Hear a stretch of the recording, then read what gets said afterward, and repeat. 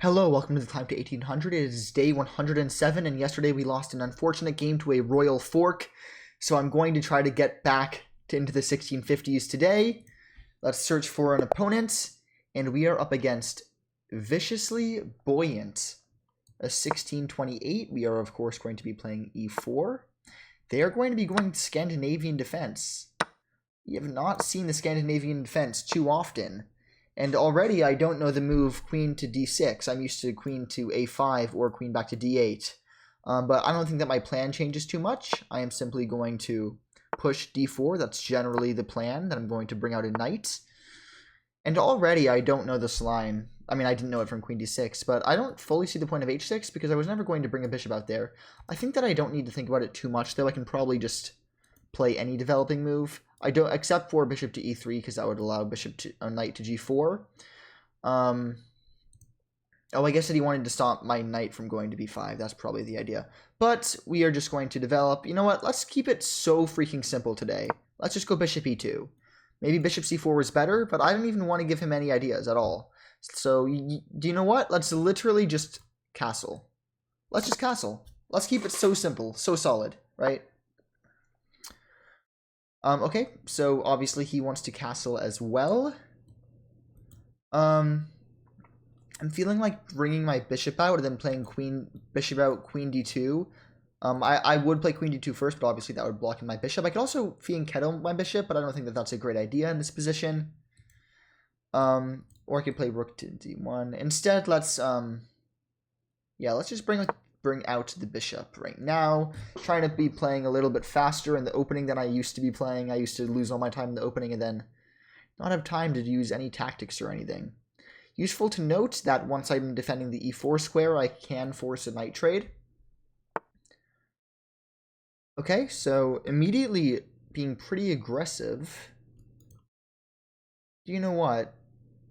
Let's play queen to d3 with the idea of knight to e4, which would actually lose me no, because I take there first. Yeah, let's play queen to d3. I like the idea of that. And his knight, just going to make sure that he has no knight moves that are interesting. Obviously, he does activate his light square bishop, but that's not really too big of a threat. Actually, if he plays it next move, it might be a little bit of a threat. But there's nothing really better for me to do anyway, so let's just play it. I assume he's going to castle. Castling or bishop to b7 are his two moves, probably. Yeah. Bishop b7 is definitely a little bit more annoying, because now I don't have knight to e4. Actually, I do. I just have to take here first. So it would be takes, and then knight e4. Then he probably takes, and then I take. So do you know what? I'm actually fully happy with that. Let's just do it. Because he'll be trading off his powerful light square bishop if he doesn't want to lose his dark square bishop. Or not lose, but trade it off.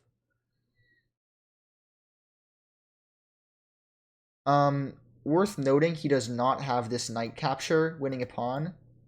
Oh wait, because that would not work at all. Never mind, forget I said that. Yeah, so instead he just does that. And, I mean, I'm probably just going to play my move, honestly. I don't see any reason to not do that.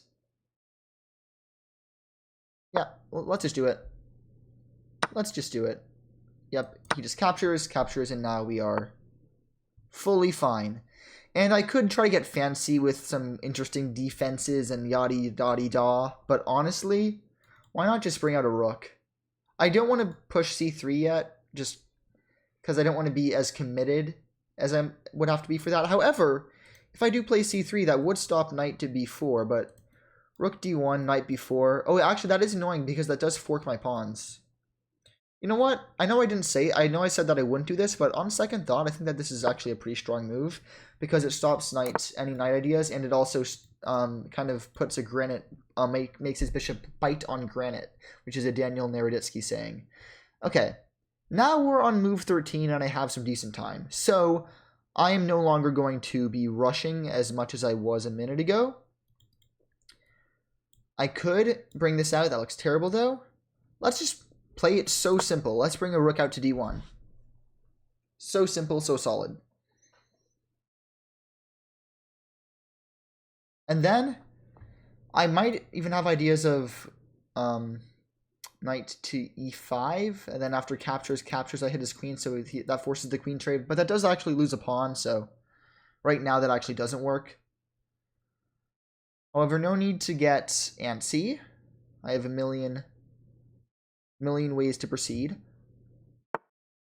Okay. He opts to defend this pawn. I assume that he's doing that so that he can push it. But he can't really push it yet anyway. I'm tempted to play bishop to d3, threatening the checkmate, because that would actually be a little bit annoying to defend, but not really, because then he does just play g6, I suppose. So maybe it isn't as annoying to defend as I thought it was. Here takes. Queen takes. And then I'm kind of out of luck, because then takes.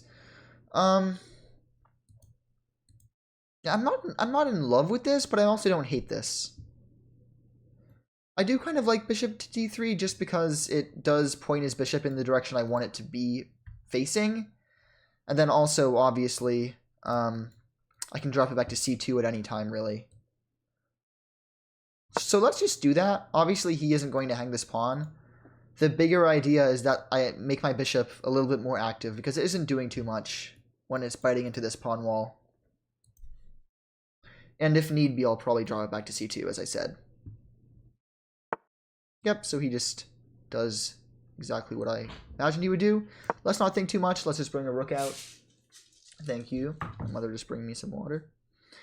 Now I'm probably going to be playing knight to e5, unless he does something weird.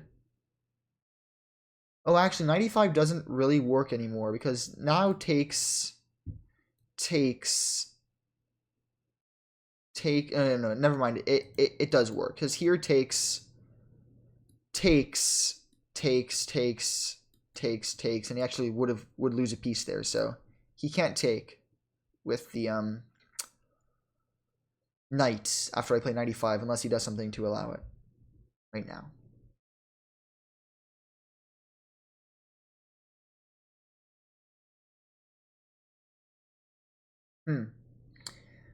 I don't think I don't think that he can push yet, but maybe he thinks differently. No, I really don't think he can. However, I am, the more I look at it, the more scared of that move I actually do get. But in a worst case scenario, I just take one, and then I move, or I don't take it all. There's no law saying that I have to take that if he does push the pawn. In fact, I could push my own pawn, but I'll calculate it if he does push it. I probably wouldn't take, because I think that would actually be really bad for me, because my bishop is loose. Yeah, it just looks dangerous, but we'll see if I even have to calculate it, because he might not play the move. And if he doesn't play the move, I'll play knight e5. Okay, he doesn't play the move. He wants to rook stack, but I think that he's not going to be fast enough for that. So we're just going to activate our own our own knight. Again, taking with the knight instantly loses to the fork. He doesn't have to really react, though, is the bigger issue. Or it isn't really even an issue. In fact, I think this is good for me, because even if he doesn't take right now, his knight's gonna maybe be a little bit awkward. And by the way, actually, he can't take with the knight either, because that would drop the rook. Oh wait, he might actually be screwed. How is he going to... Oh, he takes with the bishop. That's his only move. Yeah, taking with the bishop is really his only move. Wow. If he takes with the queen, well, obviously he loses. But taking with the bishop, I take with the pawn. This knight is still a bit loose. His queen is going to have to move to a place that's still defending that. And he is a little bit uncomfortable. He's probably fine, but definitely not super happy, because he's going to lose his powerful dark square bishop right now. I think that's his only move. His only move is to trade the bishop for the knight, and then I'll have a central pawn right in his face. Yeah, okay, so he does play it. We're going to take right now. And by the way, if he drops back here, he loses to bishop to e2, cutting off his queen's defense of this knight. So his only move right now is... Yeah, that's his only move. And then, do I have a way of kicking out his queen? I'm looking at b4, then takes rook c1. Right?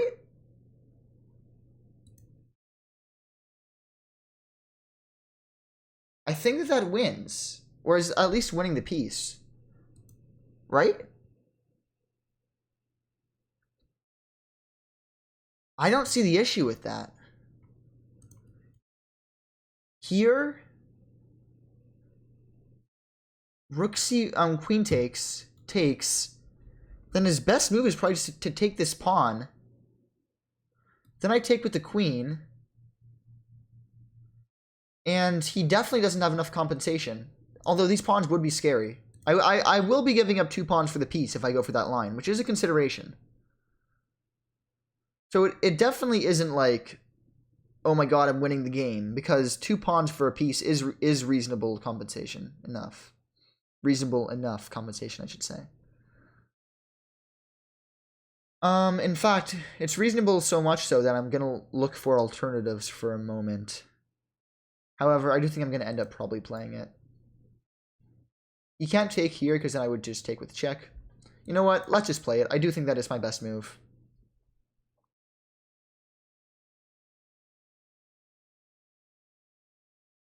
And by the way, it's useful that his rooks are unconnected, because if they weren't unconnected, then he could take here, and then no, sorry, what was I about to say?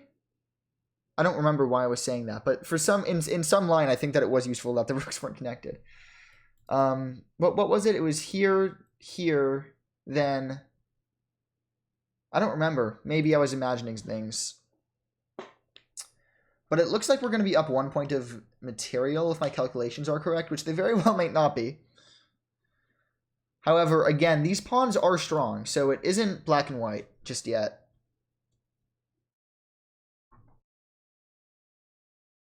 Now, a bad way for him to go about this would be to sack the knight for this pawn, because then he would only be getting 1 pawn, and he would actually be losing the queen, so forget that I said that. Wait a minute, what am I talking about? He can just drop back over here. So yeah, what am I talking about? He is not losing a piece right now. Oh man, my calculation skills need a lot of work. Yeah, he can just drop right back. He's fine. After that, man, do I wish that I kept my bishop on e2 so I could play this, but it is what it is. In fact, after he plays queen to b6, I might still play bishop to e2, because he can't move his knight. That hangs the rook. And how does he stop me from playing bishop to e2 and putting more pressure on him? I don't see how he does it.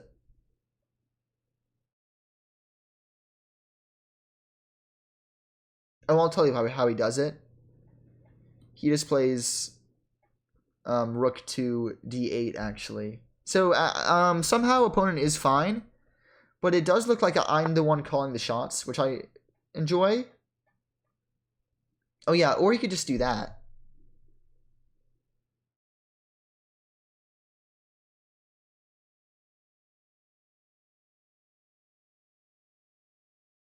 You know what? Let's not get fancy. Let's just trade. I actually forgot he had that move. Story of my life. The reason I'm going to take is because takes. I play bishop e2. This pawn is hanging. He can only defend it by moving the rook, and then I play bishop to f3. And to me, it looks like he's having a hard time holding everything together. So let's definitely take. Okay, obviously he takes as well. Oh, after I play this, though, he actually can just take my pawn. Yikes. Maybe I shouldn't have played that.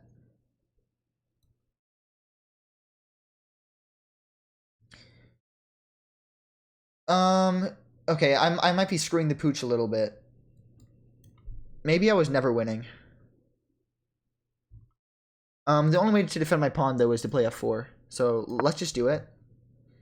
I'm still threatening this, a bishop maneuver.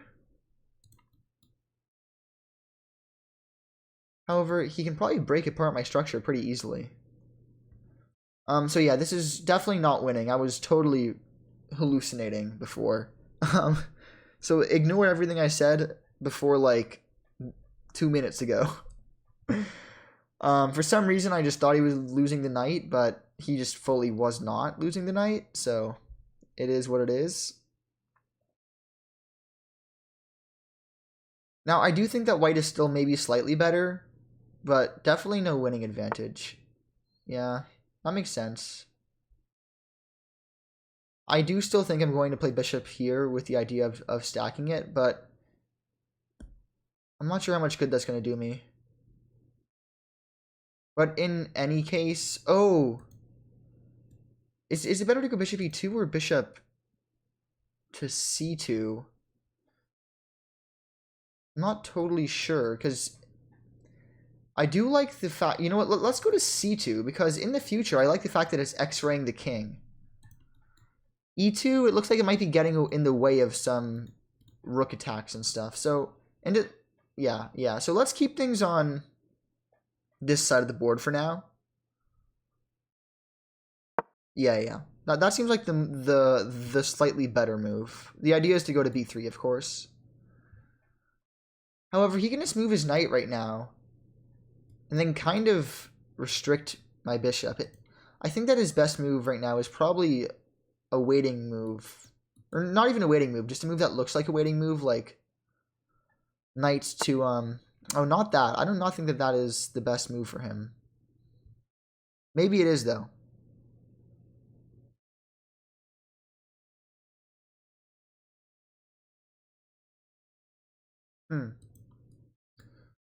Doesn't that blunder a pawn after, bishop to e4? I think it does, because the knight is undefended. Yeah, that does just blunder a pawn. Unless I'm seeing things again. But no, taking doesn't work, because I take here first, and then he's losing a piece. Because then takes. Yeah. So he does blunder the pawn. However, it's never that simple. I will have a strong center, though. I'll probably take back with the... Actually, maybe I'll take back with the rook. Who knows? Because having the pawn center does look great, but that would leave me with quite a few weaknesses.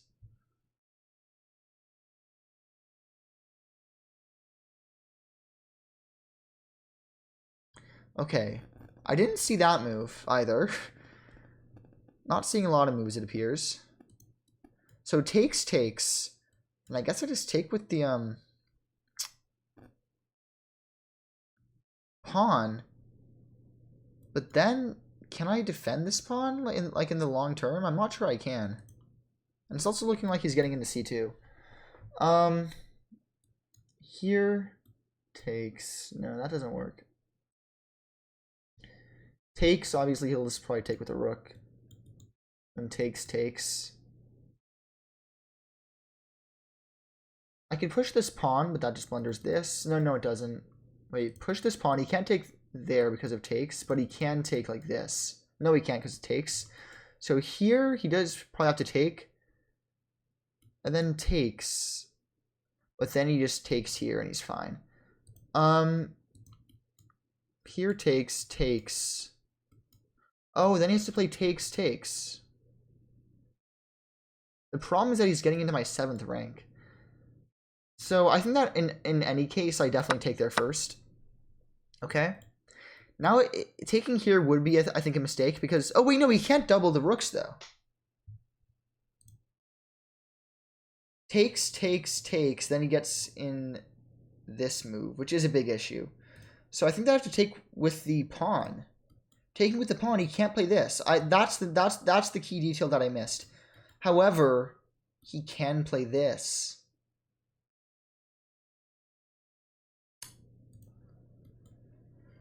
Takes, Yeah, yeah. He has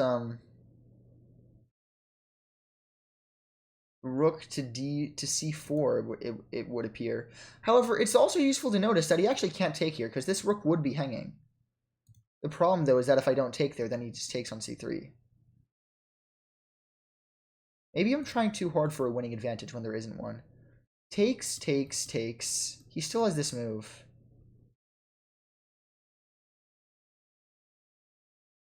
Somehow he's just completely fine.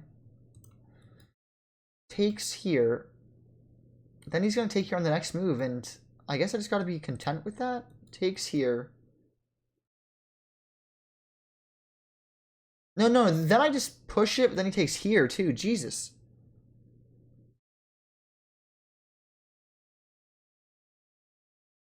Takes, takes, takes. I think that's what I've got to go for. Is takes with the rook, and then takes, and then takes, and then he'll still get in here, but I can defend my more important pawns. So that's what I have to go for, it appears. However, this is definitely very scary. And yeah, I mean, yeah, he's finding all the moves, for sure. I could just push this, but that doesn't look great, because then he does take here. If you take the rooks off the board, I am dead winning. The problem is that you can't do that. If I push here, then takes. Now that doesn't work because he can just take any of these pawns and then he's totally fine. Here, no, I think I've just got to be simple, be solid. I mean, he's probably going to take this pawn.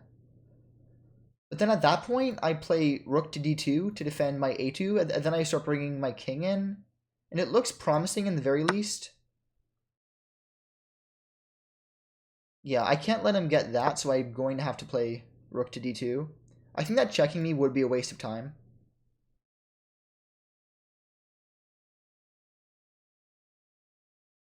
Oh my gosh, I have an interesting thing. I can actually just fully... Oh, I'm not sure I believe in that move. Because I think I push here. Then if he takes here, he's just dead losing because he can't stop my pawn.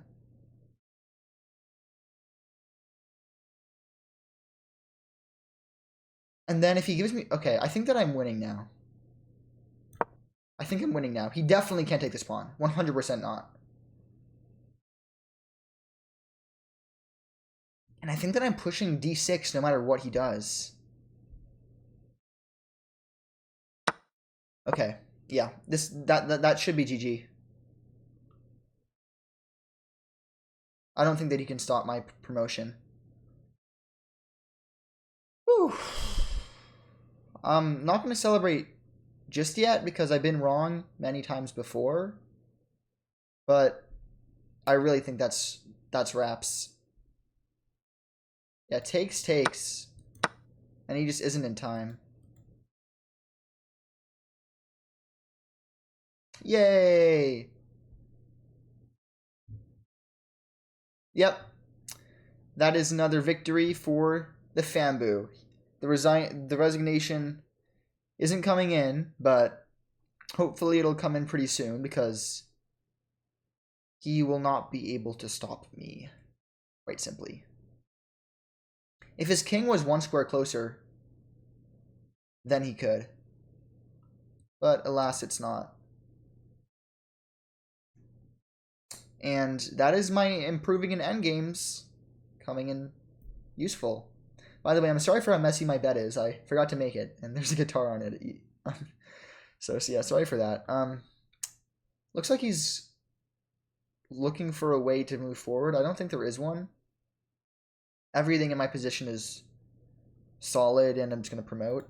But maybe he will play on. You know, it's always important to learn how to convert effectively. I've definitely... Okay.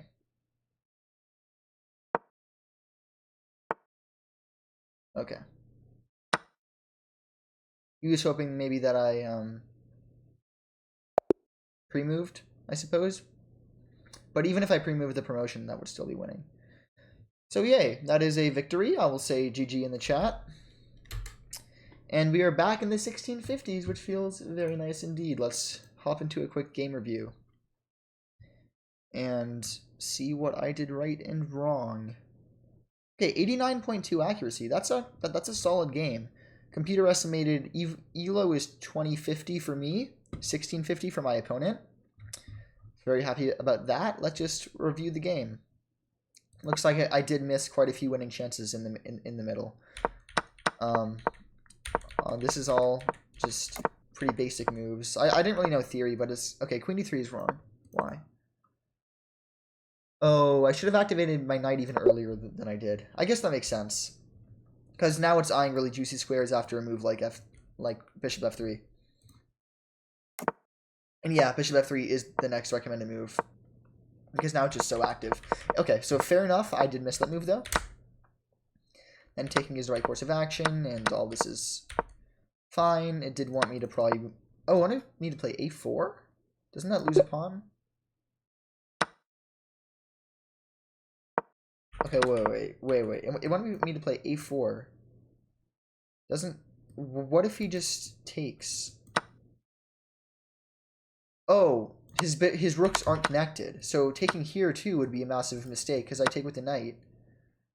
Then, wait, but then queen takes, and then... Oh, and then I take here, forking it. Okay, fair enough. So I did miss a4, but I almost never play a4, so... All this is... Okay, it really wanted me to play a4. I missed it quite a few times. But it's okay. Yeah, I mean, that g6 is his only move. Let me get... I think everything else is winning for white, yeah. Then